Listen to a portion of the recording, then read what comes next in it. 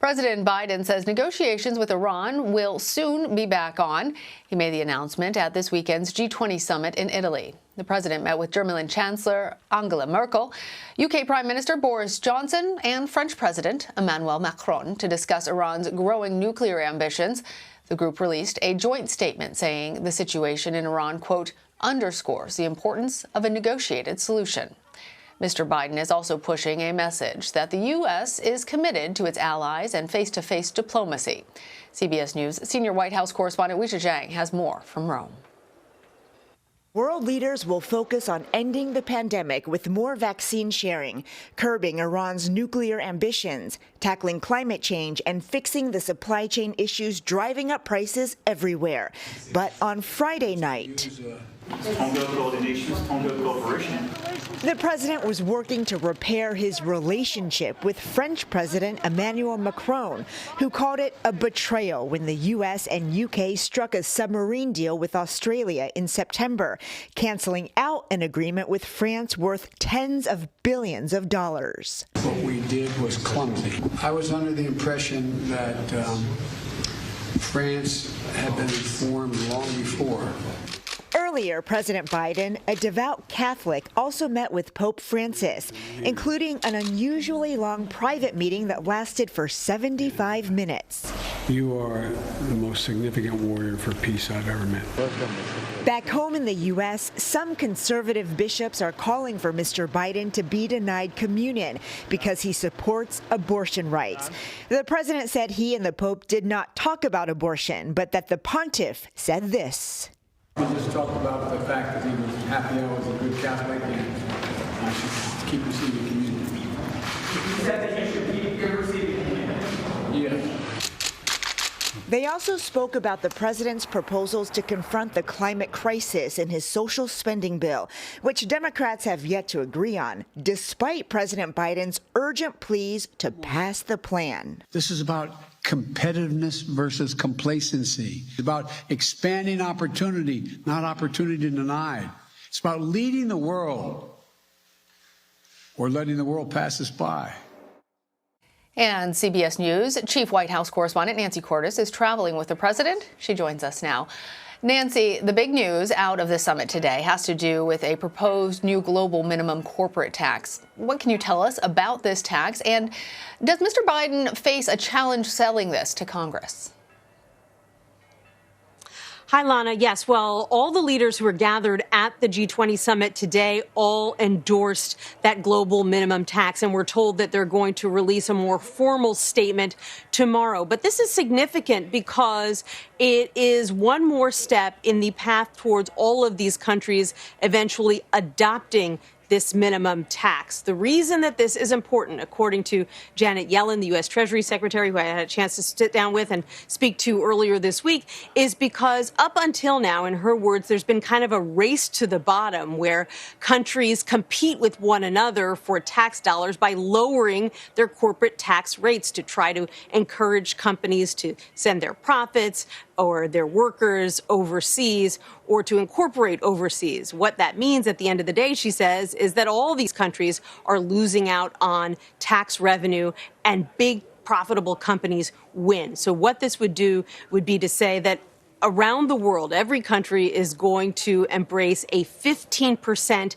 minimum tax on large corporations. Right now in the U.S., it's 10%. But as you pointed out, Lana, this is not something that can happen overnight. Every single country would have to write up and pass its own legislation. This is something that has been already inserted into the president's Build Back Better bill that was formally released finally this week. He's hoping to pass it next month. If so, it'll go into effect in the U.S., but it really won't make a difference. It won't lead to more money in U.S. coffers in a big way until all of these other countries follow through on that commitment as well. And Nancy, as we reported, President Biden made a bit of news on the Iran nuclear deal and curbing Iran's nuclear ambitions. Tell us what progress is being made behind the scenes there. Well, you had President Biden sitting down and meeting with three other foreign leaders, including the president of France and Boris Johnson of the UK, to discuss restarting these Iran nuclear negotiations. One White House official said it was going to be a, quote, no BS conversation. These are difficult conversations because, after all, it was the U.S. under President Trump that pulled out of the last deal that was cut by the Obama administration and several other countries. So there is some skepticism on the part of those other countries and certainly on the part of the Iranians about getting back into talks, and a fear that those talks could fall apart once again. It's been difficult to get Iran back to the negotiating table. And so that's what these leaders were all discussing today. And you're right, there was some news at the end of those conversations. President Biden was asked by a reporter point blank, are these talks with Iran going to resume? And he said, yes, they are already scheduled to resume. So it appears that, at least for now, these leaders believe that those talks are imminent. Nancy, you brought up that President Biden was meeting with, among others, the French president, Emmanuel Macron. And I want to talk a little bit more about the bruised relationship between the U.S. and France. As we discussed before, President Biden apologized for the multi-billion-dollar submarine deal with Australia that got the French so upset earlier in the year. But what's the latest on how France is responding to President Biden's claims that he didn't know that they weren't being consulted?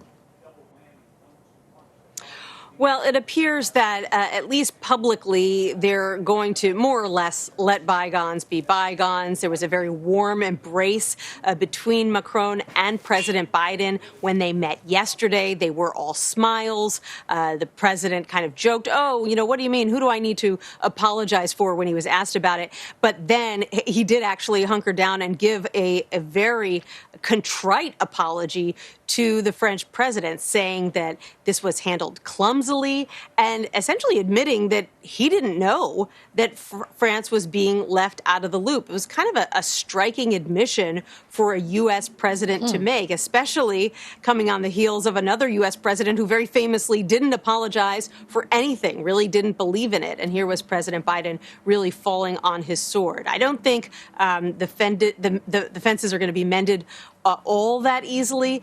Emmanuel Macron was asked after their meeting yesterday whether they had buried the hatchet, and he said, well, we discussed everything we needed to discuss. So it wasn't, exactly a full-throated embrace of the U.S. president, but certainly they seem to be on better footing than they were just a month and a half ago when President Macron was pulling his own ambassador to the U.S. out of Washington temporarily. Yeah, that's an interesting response, isn't it? Well, Nancy, before I let you go, I want to look forward to Glasgow, Scotland, where President Biden's going to head next for the COP26 climate summit. Climate change, of course, is a big part of his spending package, but a deal remains in limbo on Capitol Hill. Will a lack of an agreement at this point impact his role at the summit? Well, I think it's no accident that President Biden announced that he finally believes he has the Democratic votes he needs to pass this package just a couple of hours before getting on a plane to come here to Europe. At the very least, he wanted to be able to show that this package is moving along the legislative route and could be coming to a positive conclusion soon. Obviously, it would have been much easier for him to make this sales job to convince other countries to reduce emissions if he were able to tout a bill that had already been passed. But the White House has been strenuously arguing that all these world leaders, they're savvy, they understand how the U.S. legislative process works, and the fact that he can now claim that he at least believes that all Democrats are on board, they believe that is an important step forward. Though, of course, we've seen time and time again, Lana, you can never count your votes before they're hatched. Lawmakers are spending the weekend sifting through a 1,700-page bill.